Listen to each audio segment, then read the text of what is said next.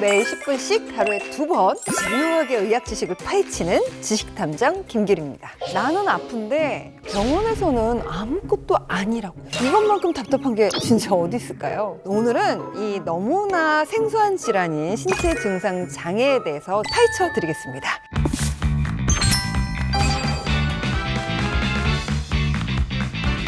자, 우리의 건강을 책임지는 히어로 정신건강의학과 전문의 김소연 선생님 모셨습니다. 안녕하세요, 선생님. 네, 안녕하세요.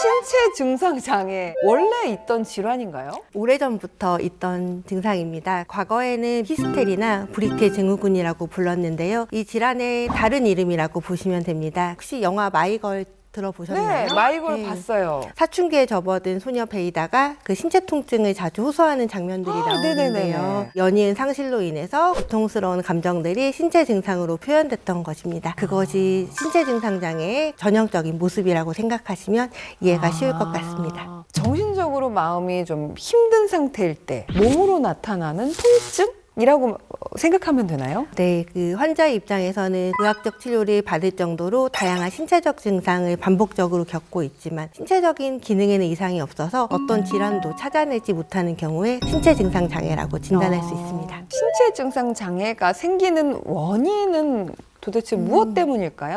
생물학적인 원인, 심리적, 환경 문화적인 요인 등으로 나눌 수 있습니다. 신체적인 원인으로는 우리 몸의 통증을 받아들이는 신경계가 적절한 자극에 적절한 반응을 보일 수 있도록 조절되어야 하는데요. 그 자극을 너무 적게 받아들이거나 너무 예민하게 받아들여서 통증을 느끼는 그런 경우를 말합니다. 그렇다면 심리적인 원인은요? 마음속에 그런 어려움들, 그런 감정들이 적절하게 표현되지 못하거나 긍정적으로 해소되지 못할 때 불안이나 갈등이 신체 증상으로 나타나는 것이라 볼 수 있습니다. 특히 이제 우리나라 같은 경우는 서구 사회보다 신체 증상의 발생 비율이 높은데 그 이유가 바로 환경 문화적 원인 때문입니다. 참고 뭔가 억누르는 것이 미덕으로 생각하는 문화적 배경과 우울하고 불안하고 이런 것들을 표현하면은 정신질환자가 아니냐, 이런 사회적인 분위기, 두려움 때문에 유발되는 신체 증상들이 모두 환경 문화적인 원인으로 유발된다고 볼 수 있습니다. 최근에 이런 이유로 병원을 찾는 분들 많으신가요? 보건복지부 조사에 따르면 신체 증상을 호소하는 환자들 중에서 원인이 밝혀지지 않은 경우가 무려 10에서 40% 정도가 되고 국내 종합병원 내원 환자를 대상으로 한 연구에서도 11.5%에 달하는 것으로 보고되었습니다. 이렇게 증상을 호소하는 환자들은 늘고 있지만 정신과를 찾아 검사하는 경우는